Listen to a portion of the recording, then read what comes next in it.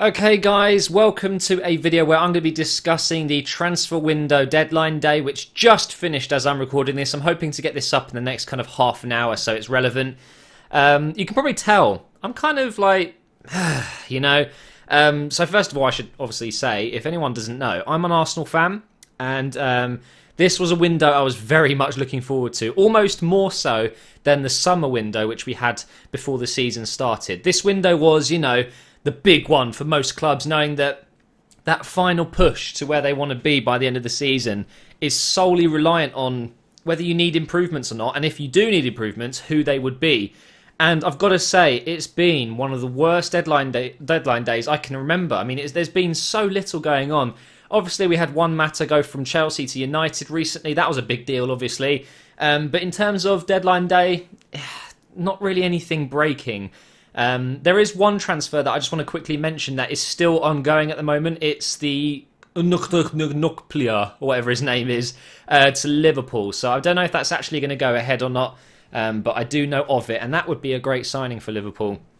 So what I'm going to do is, the start of this video, I'm going to talk about Arsenal, because obviously that's my passion, and I know a lot of people watching this video would love to hear my thoughts on that, because I've done it in the past.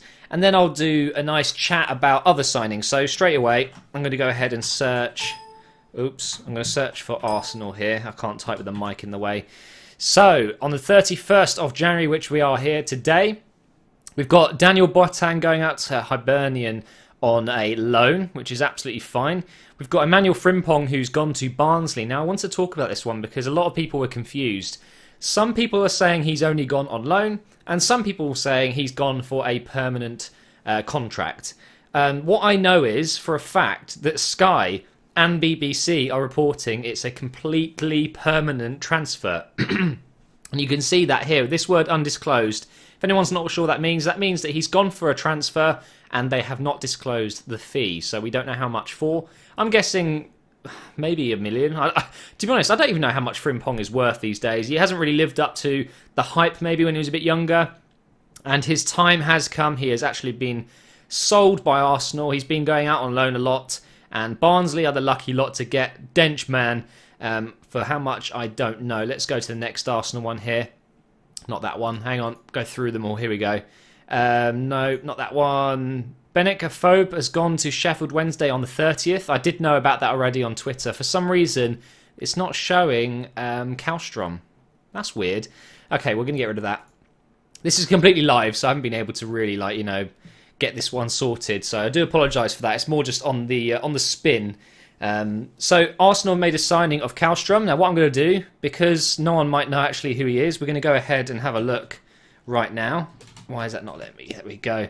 So this is the guy Arsenal have signed today. This is Kim Kallstrom. I know it's a bit of a weird first name for a Swedish guy. I'm looking at his career mode stats here, if anyone's wondering. His Ultimate Team stats might be a little bit different.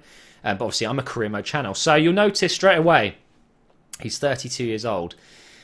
Arsene Wenger. I'm all for Arsene Wenger. I absolutely love the guy. I've never ever said Arsene Wenger needs to go.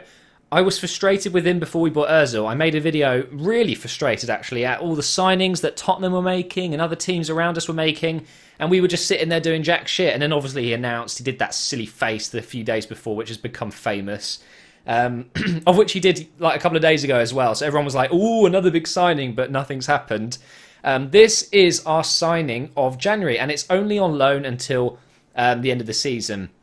And Kim plays in the Russian league at the moment for Spartak Moskva, and obviously he didn't want to stay there for the rest of the season, or he fancied coming to Arsenal for a bit. Working under Wenger is obviously probably a dream for a lot of players, because he is one of those legendary managers, right? He looks like a very good player. I've seen him play for Sweden. I have not seen him play in the Russian league at all, so I don't want to talk about his actual on-field abilities too much, but I thought I'd show you what he looks like and his stats on FIFA, because this is a FIFA channel, and I don't want to base his skills on FIFA stats, but from what you can see, he's going to be a very complete midfielder. Now, what I want to say is, why have we bought a midfielder? Now, the real answer to this, obviously Arsene Wenger has tried to explain. Ramsey is going to be out for up to 6 weeks, I believe. We've got Flamini, who's just going to be suspended for that red card he got against Southampton. we are, I guess you could say, a little bit underwhelmed in midfield now compared to the start of the season. So fair enough, we get a midfielder in. But the main point I want to make is that doesn't change the fact we need a freaking striker, man. It's so obvious. You're telling me that the last 31 days there hasn't been one striker that's available that could help this team. You're saying to me, Arsene Wenger, and all the Arsenal fans, there is not one striker out there who could improve our chances of winning the league. And this is what bugs me the most. We are in the best position in years to win a trophy, to even win the Premier League. This is our best chance, and we are not going for it. By not signing a striker, you're saying you're content with who we have up front. The Arsenal fans aren't. We know if Giroud gets injured, that's it. If Giroud gets injured, we're finished. We struggle. We don't have an out-and-out striker who scores us goals consistently. And for God's sake, Giroud doesn't even do that anyway. Yes, he's a good striker and he does score goals, but not consistently. You can't rely on just Giroud. We needed a striker. And that Mitroglou has gone to Fulham. I mean, for Christ's sake, if he's going to London, at least have a chat with him. Maybe Arsene Wenger doesn't like him, I don't know. But he could have been a great backup striker. It's very confusing. And I'm already 6 minutes in and all I've talked about is Arsenal. I'm so sorry, I can't help myself. I thought, at the beginning of this window, I thought Wenger would go out, go all out and get a striker. Even if it meant overpaying slightly because we're going... you could say 6 months before the right time to buy a player. Not many players are available in the January transfer window. We all know that. So I thought even if we have to overpay, he'll do it because he knows it's what we need. He knows for a fact, and I'm sure he does, that Giroud can't, fulfill our needs for the whole 6 months now until the end of the season. He will get tired. He will probably pick up an injury and be out of a couple of games. It's bound to happen. We needed a striker. So I thought he would do that, and... he hasn't. Instead, we've gone for a midfielder who, let's say, is probably going to be a very nice player. He's got lots of experience. You know that for the fact he's 32. He's had over 100 appearances for Sweden. He's played in the Champions League. He will be a good signing. I'm not doubting that.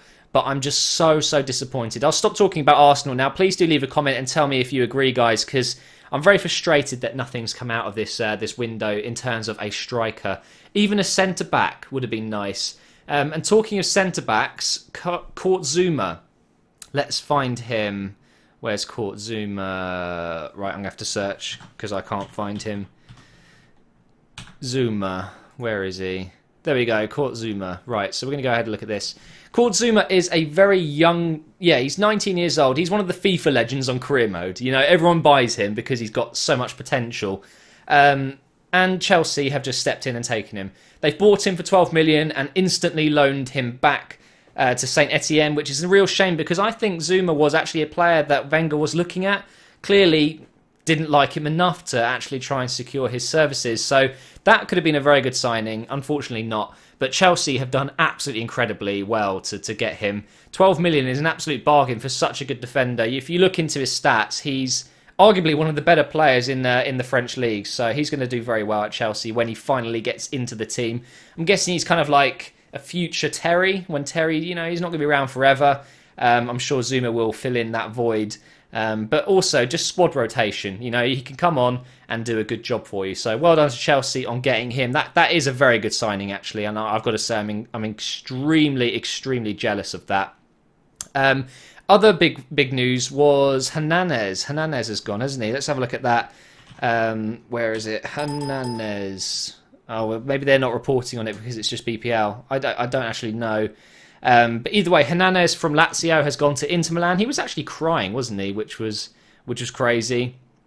Let's look through these stats here on the BBC website. So the biggest domestic deadline day deal was obviously Zouma at 12 million. That shows how boring today has been. Although the Nokobukpula, whatever his name is, going to Liverpool will be more. I believe that's 16 million.